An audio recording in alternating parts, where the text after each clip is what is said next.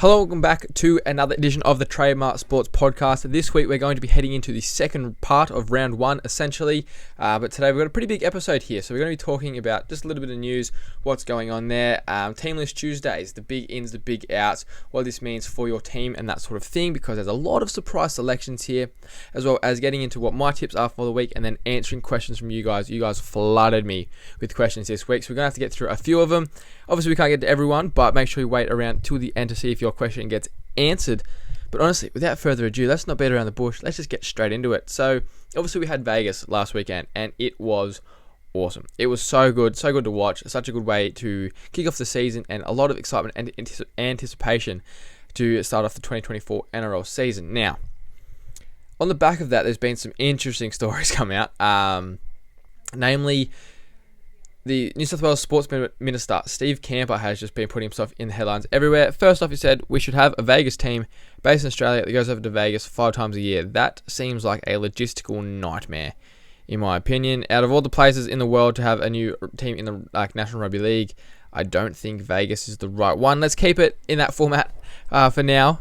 For the next 5 years, I believe that deal is signed for, so let's just see that out, see how we go there, see how much we expand the game in America, and then we can figure that kind of thing out. But for now, let's just woo up a little bit. I also think, imagine the scheduling, having two teams go to Vegas 5 times a year. That just throws the whole comp out of whack. Terrible idea, respectfully to Steve Camper. But he also said he's looking to a roof at ANZ Stadium now. I don't know whether that's on the back of the fact that our All Giant Stadium, whatever the bloody stadium's called, is in Las Vegas, is because they have a roof there and stuff, and they have. Geez, there's a lot of smoke going around because I don't know how I feel about fireworks being in enclosed space. Because essentially that's what it is. I feel like it's just a recipe for disaster there. But look, ANZ with the roof, it make for a pretty good atmosphere for State of Origin and Grand Finals and the like. So wouldn't mind if that was to come to fruition. So bit of injury news for the Warriors. Niokore has suffered a foot fracture in pre-season challenge. So that could take a while to recover for the Warriors. He'll probably be out for like 2 to 3 months, depending on the severity of that. And Elliot Whitehead has suffered a calf injury, old man injury, respectfully. The Raiders will expect him to miss the next 3 to 4 weeks. So Zach Hoskins, for Supercoach players, get him in. He's a bit of a lock. He'll be there for a little while. And other news getting around NRL circles today is that Paul Turner has been released by the Dragons. He's off to the Super League. And I feel like it's a bit of a calculated decision that by Shane Flanagan, because they're looking to bring other people into their, into the top 30 there. Yes, I'm not sure who the Dragons are looking to bring in. Obviously, look, there's a few gaps in that squad, areas you could bolster up. But I think Paul Turner, he played one game over basically 2 seasons out at the Dragons. So he's obviously not in Shane Flanagan's plans, and he's off elsewhere. Hopefully he flourishes the rest of his career. But yeah, we'll have to see what that means for the Dragons moving forward. Adam Reynolds' injury suffered in Vegas, so he might be out for a little while there. Jock Madden will obviously be the easy replacement coming in there. And the Dragons have successfully had Luciano Leilua's suspension changed from 2 games to 1, and Max King has signed a 3-year extension to the Doggies, which is really good. So they've locked down both him and Sam Hughes for a little while there. So that will probably be their starting front rower for those next 3 seasons. But other than that, there's not that much news happening in the NRL apart from the thing that I will not be talking about because it's very touch and go. We'll have to wait and see how it comes out. If it's true, it's disgusting. That's enough said on that. We have to wait and see where it's going. A lot of allegations being thrown around and whatnot. I'm not going to talk on it. As I said, if it's true, disgusting. Definitely don't agree or stand for what has been said on Ezra Mam's side. Anyway, Team List Tuesday. There's been some massive inclusions. Inclusions. What else? What's the other word? Let's just say omissions. There we go. That's the one. So we start with Knights versus Raiders game. So Tyson Gamble has won the race through the 6. I like that, and I think he should have. I think he deserved, after the back of last year, Tyson Gamble deserved to have the 6th spot there. Dylan Lucas will be starting on the vacant edge left by the departure of Lachlan Fitzgibbon. Again, big fan of that. He was there last season, knows the systems, trialled really, really well. However, Kai Pearce-Paul has been named at the 17, which really excites me. Massive body, massive frame. People are tipping him as the next Sonny Bill Williams, which is honestly outrageous. There's a big rap on the kid, but he has all the tools to go on and be a really successful NRL player. So we'll see how he goes. Probably take a little while to adjust first off, as you'd expect. But yeah, Kai Pearce-Paul, I'm very excited to watch. The Raiders team list honestly makes me feel sick. Jordan Rapana at fullback when you've got Xavier Savage and Chevy Stewart there. I know neither of them really impressed there. However, like 19 or 18 and 21 years old. Rapana's 34. Let's just build to the future, Raiders. Ricky Stewart, come on. Let's start looking towards that, because in a couple of years, Jordan Rapana will not be playing rugby league anymore. In the centres, Albert Hopewade is there while Sebastian Kris is out. Actually, that's what's going to happen. Sebastian Kris will come back, play fullback. Rapana will get moved to the wing. Yeah. Anyway, it just is gross. And Xavier Savage has won a wing spot, so it's good to see him back in the NRL. Ethan Strange has won the 6 jersey. Zach Hosking will be starting second row, and Morgan Smithies will be in lock while Corey Horsburgh is serving his suspension. So a few interesting picks there.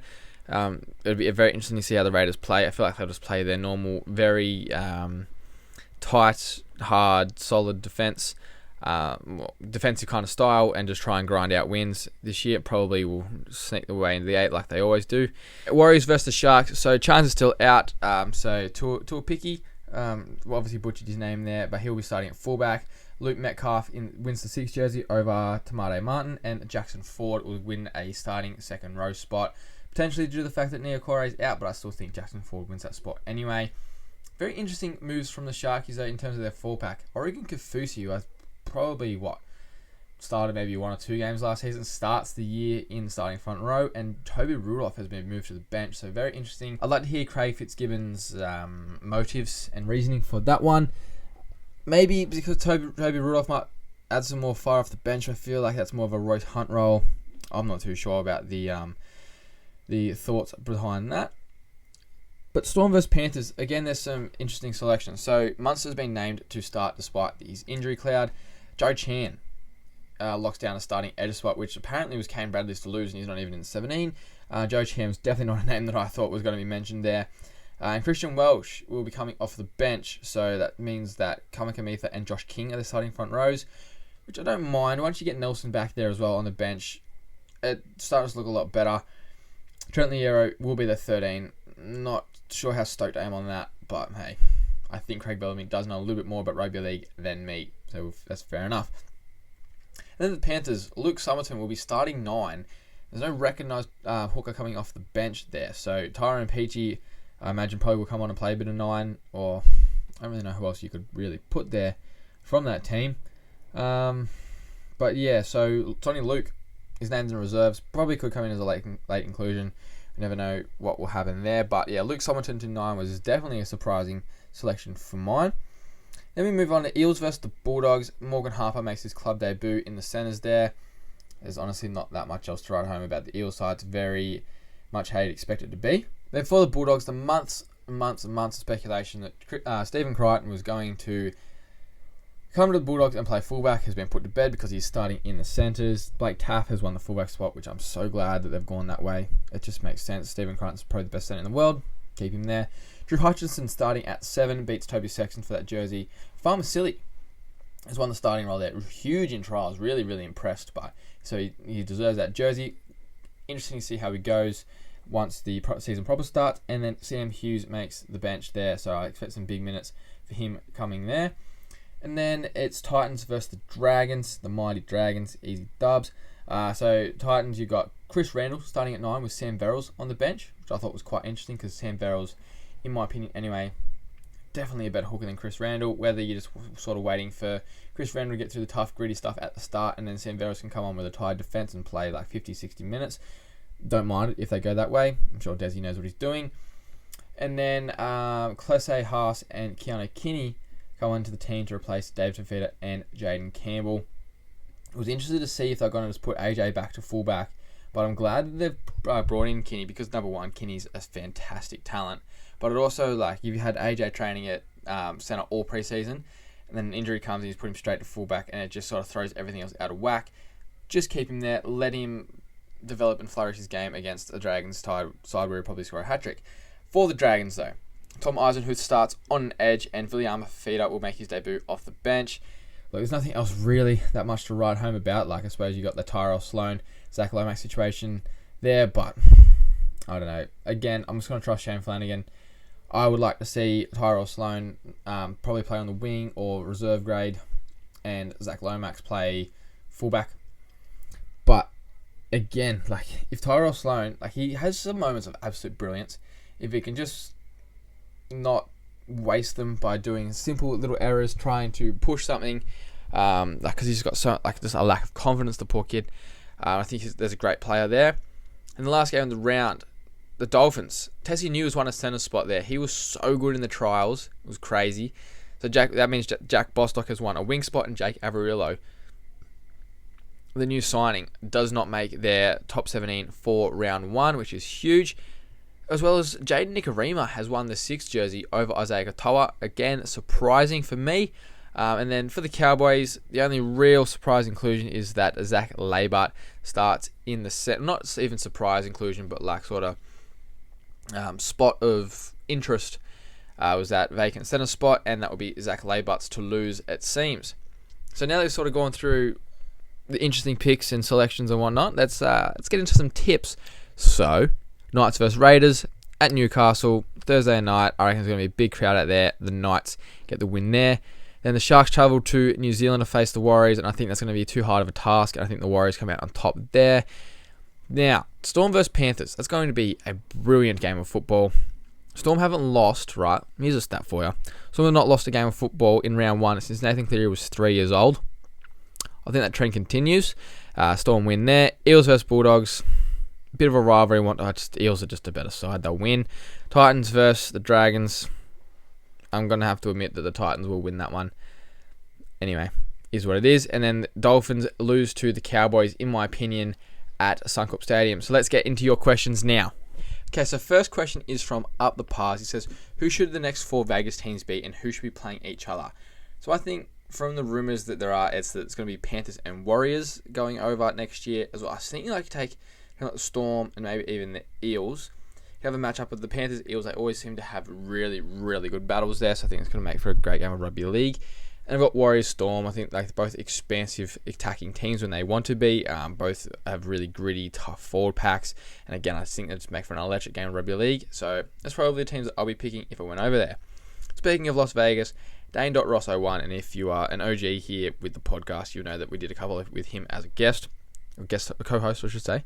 Anyway, he asked, do you think Las Vegas was a success? If so, what would you do next year? I think it was, given it was the first initial year they did it. There's plenty of people over there in the stadiums. There were great games of football, super attacking. And that's that first game. Second game was a bit more what you expect from a round 1 game, a bit scrappy, but it was still a fantastic game. I feel like you've got to keep it pretty similar to next year. Obviously, you're going to send new teams over, as I just sort of mentioned before. I don't really... From the sounds of it, it wasn't promoted fantastically over in America itself. So you probably try and increase that a little bit. I'm not sure how you really do that. But again, like, NRL would have lost money on that, this project investment, whatever, this year. So the next couple of years, they would have figured out what worked, what didn't work, and that sort of thing, and be able to improve it from next year. What that is, I'm not so sure, to be honest. But Tanner Watkins _ has said, out of any era, which team do you think could beat the 2023 Panthers? Probably the 2022 Panthers. I actually think they weren't as good of a side last year they were the year before. But if you go back a fair way. I think like the 1999-2000 Broncos would have given a run for their money. That was a fantastic side. I look at some of the names on that list and it's ridiculous.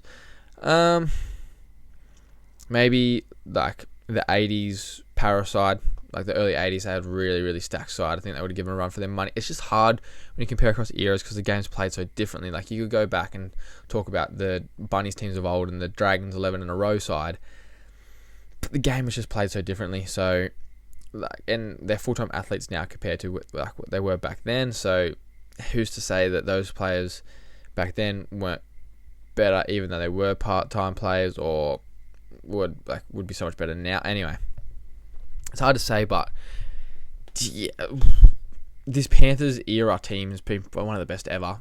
So I don't know whether the 2018-2019 Roosters would give them a crack, or even the Storm from back in the day. We've been blessed with some very, very good rugby league outfits. But if I had life's on the line, gun to my head, I had to pick one, I'd say the 2000 Broncos. And then we've got _James Reese _ based on the Las Vegas games. Do you think Teddy will get back to his best form? It's very hard to say because it is a Vegas game. He looked the best he has in a couple of years. So that's a positive sign if you're a Roosters fan. He looked elusive, got through a lot of work. Looked like he's back to his tackle busting best. That was the main thing I saw. He's always sort of been a run first type fullback, but he just always seemed to break that first tackle, and he hasn't been doing that the last couple of years, and he did that on the weekend. So that was something I was very interested to see and sort of notice, that try set up for Victor Radley on that right side. It just sliced through him, untouchable. So if Teddy, I think he'll take a lot of confidence out of that game for sure, and sport in general, but rugby league, it's half the battle is mental, and if he can start believing that he's back to that player, busting tackles and stuff, competition needs to be put on watch. Whether he can get back to his best form, I don't know, because he's pretty bloody good in 2019. I don't know if he can get back to be the best player in the world, but he certainly could be up there and a massive force for the Roosters. Then we go into Zach Brown's question. He says, do the Storm have the best spine in the game? I think everyone fit on paper, probably. Ryan Papenhuyzen, Cameron Munster, Jerome Hughes, and Harry Grant.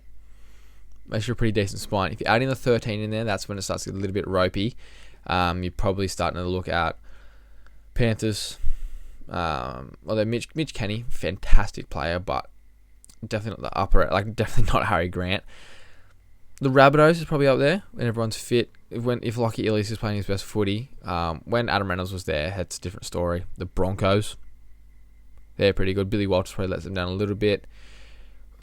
You think the really good teams, even the Eels, again, their hooker position, the fact that the Storm have Harry Grant and he's the best hooker by far and away, definitely helps their case there. I'm trying to think of other teams that have got really good spines, and most teams have sort of a standout player in their spine or a couple of good players, but they're let down by a couple of key positions. Where I feel with the Storm, Papenhuyzen not so much anymore because we just haven't seen him really play consistently, but everyone on their day probably is a top 5 player in their position, which I don't think you can say that for any other team with their spine, to be honest. Yeah, basically that's what I'm saying. I think on paper the Storm probably do have the best spine. And then the last question before we end this episode for this week is from Holland _2802. Can Hines and Trindle become a quality halves pairing and threaten the likes of Cleary and Luai? I think they can become a quality halves pairing. We'll start with the first half of that question. I think Braden Trindle will really help out Nicho Hines' game because he has the ability to take over himself in an organising role and play first receiver, can do the kicking game, let Nicho Hines just roam around, identify the weak spots in the defence and isolate them and target them and be a run first kind of half, which is really going to make Nicho Hines an absolute nightmare to defend. Saying can they challenge the likes of Cleary and Luai? Probably a bit too early to see. We've seen some signs with them so far. They have lost a finals game together because the Sharks can't win finals games. That's the big challenge for the Sharks. They've got to wait all season to shut down the critics. They've been really good in the regular season so far in the last few years under Craig Fitzgibbon, but they just haven't had that edge to push them over the line and play good and consistent finals football. So that's going to be the challenge for Sharkies this year. Can Trindle and Hines be the guys to do that? Potentially. There's probably a couple other positions in that team that might need to be boosted up for that. For example, with Adam Fanua-Blake next year, if they don't make it probably even a prelim, that's a bad season for the Sharks. But we'll worry about the 2025 season when it rolls around. For this season, I do think Hines and Trindle have the potential to become one of the best and most cohesive and complementary halves pairings in the competition, but we'll have to wait and see for that one. So that brings us to the end of another Trademark Sports podcast. Let me know what your tips are for the week in the comments. That way I'll know you made it this far into the video. As always, don't forget to Scotty, drink your water, and make sure you Bradman do your best.